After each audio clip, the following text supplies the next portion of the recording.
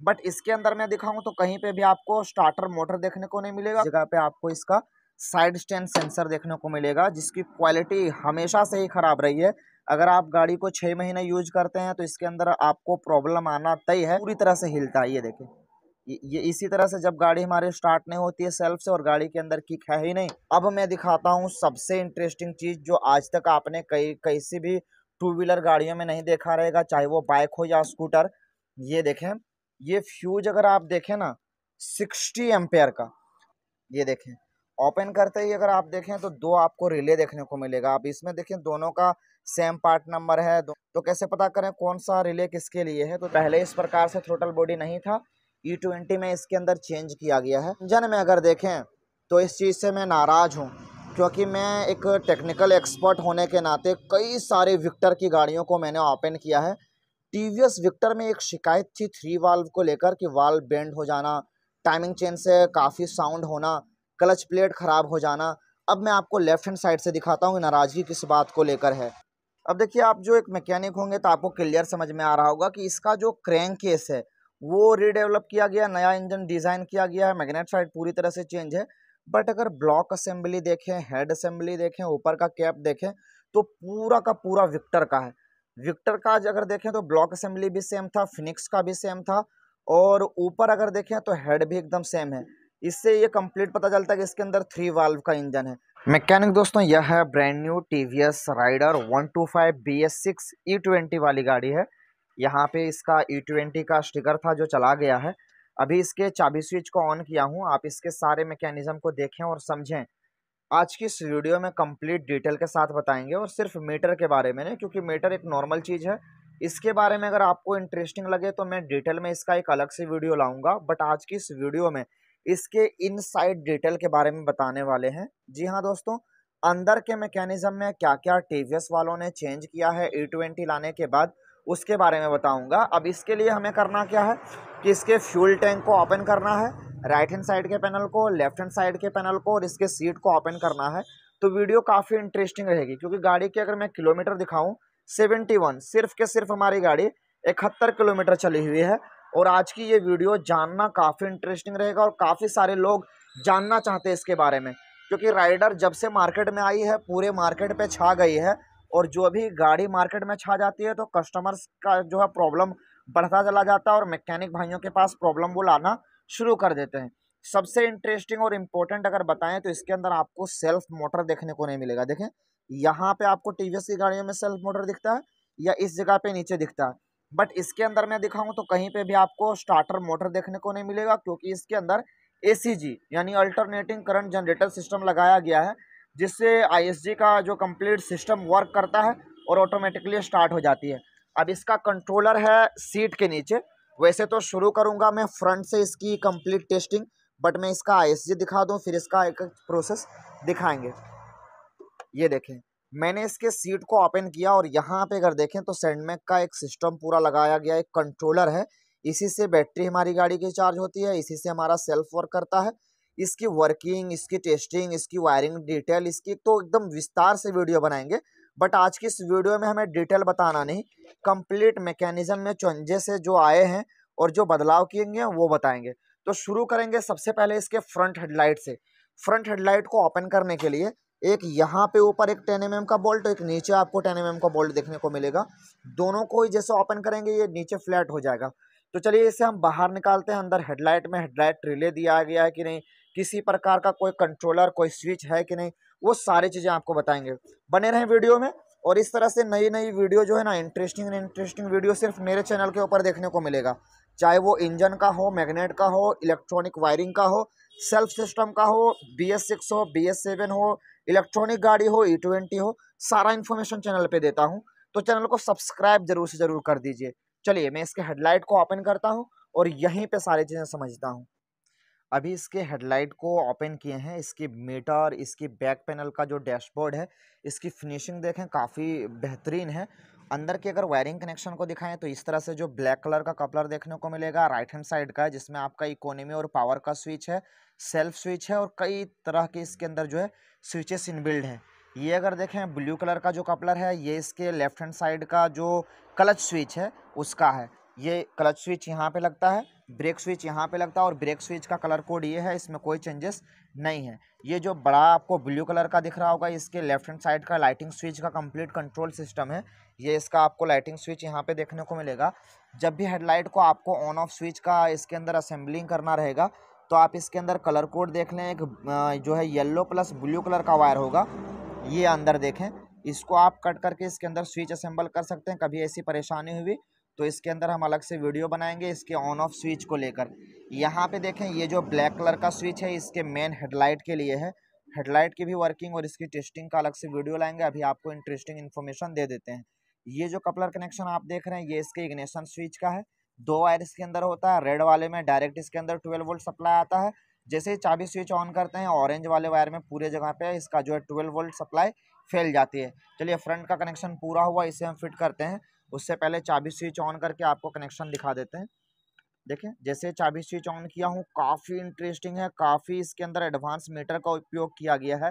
Feature अगर देखें तो रेंज का इसके अंदर दिखता है आपको और एवरेज का दिखता है, ट्रिप ए है, ट्रिप बी है, इकोनॉमी है, साथ ही साथ अगर दिखाएं पावर है और साथ ही साथ इसके अंदर न्यूट्रल का है। यहाँ पे इसका टाइम दिखता है, ये न्यूट्रल है और यहाँ पे आपको स्पीड दिखता है, ये आपका कंप्लीट ओडो किलोमीटर है। इधर आपको आरपीएम दिखता है, यहाँ पे आपको आइडल स्टार्ट स्टॉप सिस्टम का सिंबल आता है। इस जगह पे आपको इसका जो है MIL यानी माल फंक्शन इंडिकेटर लैंप दिखता है और यहीं पे ही आपको ISG स्टार्टर का कंप्लीट सिस्टम मिलता है। एक बार डायरेक्ट ऑफ करके ऑन करके दिखाता हूँ। ये देखें कुछ इस प्रकार से, इस जगह पे बैटरी लो और यहाँ पे सर्विस रिमाइंडर है। थोड़ी सी जब इसके मीटर का इन्फॉर्मेशन लाएंगे ना उस समय वायरिंग डिटेल भी आपको बताएंगे। चलिए आगे बढ़ते हैं और लेफ्ट हैंड साइड के पैनल को ओपन करके दिखाते हैं कि इस साइड आपको क्या क्या मिलेगा। अभी इसके लेफ्ट हैंड साइड के पैनल को ओपन किए हैं और इस साइड आपको इतनी इंटरेस्टिंग चीज़ें मिलेगा, आप कंफ्यूज हो जाएंगे। अगर मैं शुरू करूं यहाँ से तो आपको इस जगह पे आपको इसका साइड स्टैंड सेंसर देखने को मिलेगा, जिसकी क्वालिटी हमेशा से ही ख़राब रही है। अगर आप गाड़ी को 6 महीने यूज करते हैं तो इसके अंदर आपको प्रॉब्लम आना तय है, क्योंकि अभी ही इसकी कंडीशन ऐसी दिख रही है कि इसका जो है पूरा मैकेनिज्म ऊपर नीचे और ये पूरी तरह से हिलता है। ये देखें, ये इसी तरह से जब गाड़ी हमारी स्टार्ट नहीं होती है सेल्फ से और गाड़ी के अंदर किक है ही नहीं जिससे आप किक से स्टार्ट कर सकें, और इसका प्रॉब्लम मैं दिखा दूंगा। 6 महीने के अंदर ही कस्टमर लेके आएंगे गाड़ी और बताएंगे कि गाड़ी के अंदर स्पार्क जनरेट नहीं हो रहा, सेल्फ नहीं ले रही, और मैं जब चेक करूंगा पता चलेगा साइड स्टैंड सेंसर की खराबी है। ऊपर अगर देखें तो यहाँ पे आपको ये देखने को मिलेगा VS सेंसर का कंप्लीट कनेक्शन, जो इसके इंजन से कनेक्ट है, व्हीकल स्पीड सेंसर। और यह इस गाड़ी का न्यूट्रल स्विच का कंप्लीट सॉरी इसका जो साइड स्टैंड सेंसर का है, यह इस गाड़ी का ब्रेक लाइट का है। यहाँ पे इसका फ्लैशर लगा हुआ है। इस गाड़ी का इस जगह पे ये हेडलाइट रिले है, जब भी हेडलाइट ना जले तो यहाँ पे आप ओपन करके इसे चेक कर सकते हैं। अब मैं दिखाता हूँ सबसे इंटरेस्टिंग चीज़ जो आज तक आपने किसी भी टू व्हीलर गाड़ियों में नहीं देखा रहेगा, चाहे वो बाइक हो या स्कूटर। ये देखें, ये फ्यूज अगर आप देखें ना 60 एम्पेयर का, 60 एम्पेयर का फ्यूज, इतना बड़ा फ्यूज ये आपको राइडर में ही सिर्फ देखने को मिलेगा या फिर हेवी सीसी की गाड़ियों में। नॉर्मल गाड़ियों में आपको ये देखने को नहीं मिलेगा। एक तरह से लोड जनरेट होता है इसके अंदर ISG को लेकर, तो उसको कंप्लीट कम करने के लिए ये 60 एम्पेयर का फ्यूज दिया गया है। सबसे मेन और सबसे बड़ा फ्यूज यही है, जब भी कोई चीज़ें काम ना करे, पूरी इलेक्ट्रॉनिक कनेक्शन बंद हो जाए तो ये फ्यूज को ज़रूर चेक करें। बाकी मेन फ्यूज बॉक्स इसका यहाँ पे है, अभी मैं इसे ओपन कर लेता हूँ। ये देखें, ओपन करते ही अगर आप देखें तो 2 आपको रिले देखने को मिलेगा। आप इसमें देखें दोनों का सेम पार्ट नंबर है, दोनों का सेम जो रजिस्टेंस चेक करने को बताया गया है और दोनों का कलर कोड सेम है। बाकी इस तरह पे बहुत ज़्यादा सारा फ्यूज है, तो कैसे पता करें कौन सा रिले किसके लिए है। तो देखें, ये जो रिले है ये इसके फ्यूल पंप के लिए और ये जो रिले है इसका मेन रिले है। 2 रिले लगाया गया, बाकी ये सारे फ्यूज हैं और सब फ्यूज का अलग अलग काम है। अगर मैं बताऊँ, इसका 1.5 एम्पेयर का जो फ्यूज है वो इसका मेन फ्यूज है और जो 7.5 एम्पेयर का फ्यूज है वो इसका EMS का है, और ये जो 7.5 एम्पेयर का है ये लोड फ्यूज है। और ये एक जो रजिस्टर लगाया गया है 1K का, आपको पता होगा TVS XL 100 के अंदर भी आपको पैर के नीचे मिलता था ग्लास फ्यूज, उस प्रकार से इसको यहाँ पे लगाया गया है। अब चलिए इसको मैं यहाँ पे फिट करता हूँ और आपको टैंक को ओपन करके दिखाता हूँ। इसके अंदर मेन मैकेनिज्म देखने को मिलेगा। उससे पहले चलिए राइट हैंड साइड दिखा देते हैं, आप लेफ्ट हैंड साइड देख लें। फ्यूज ही देख के बहुत बड़ा कंफ्यूजन हो जाएगा हमारे मैकेनिक भाइयों को।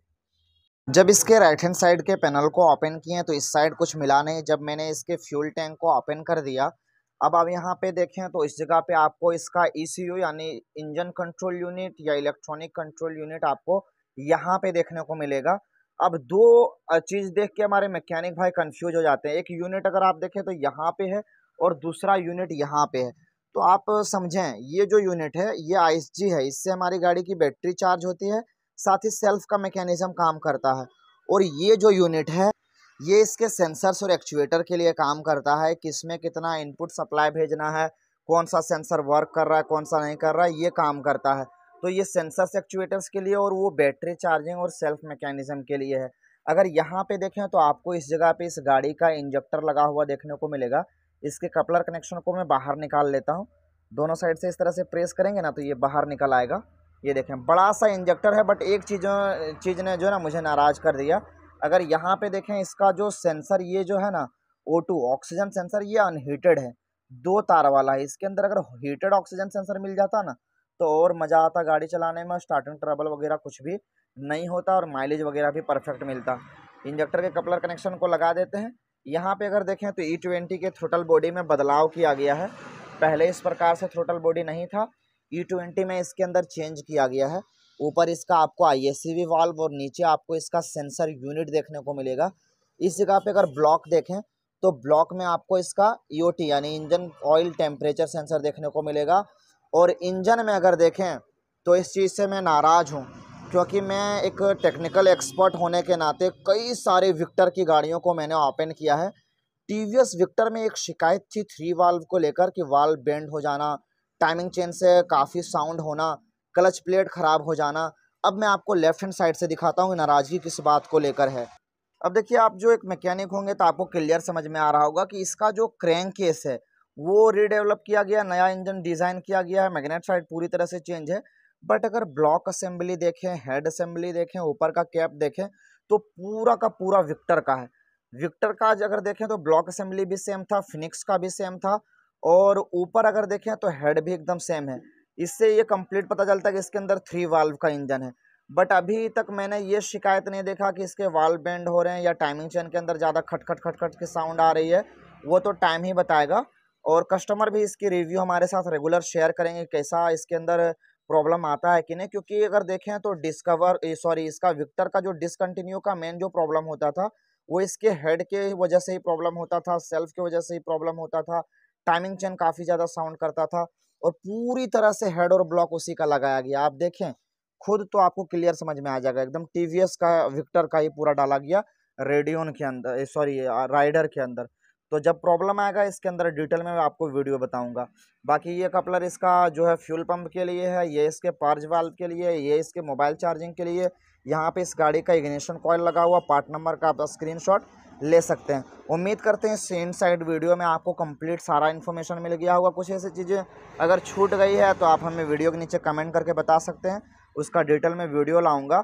और एक वायरिंग की अगर डिटेल चाहिए, ISG वर्किंग की डिटेल चाहिए, इसके मैकेनिज्म के बारे में डिटेल चाहिए तो आप हमें कमेंट करिए और वीडियो को लोगों के साथ शेयर करिए और उनसे पूछिए कि विक्टर का हेड और वाल्व इसके अंदर लगाया गया कि नहीं, ब्लॉक विक्टर का है कि नहीं, वही बताएंगे। क्योंकि जब भी इस इंजन को लाया गया सक्सेस मुझे कहीं दिखी नहीं।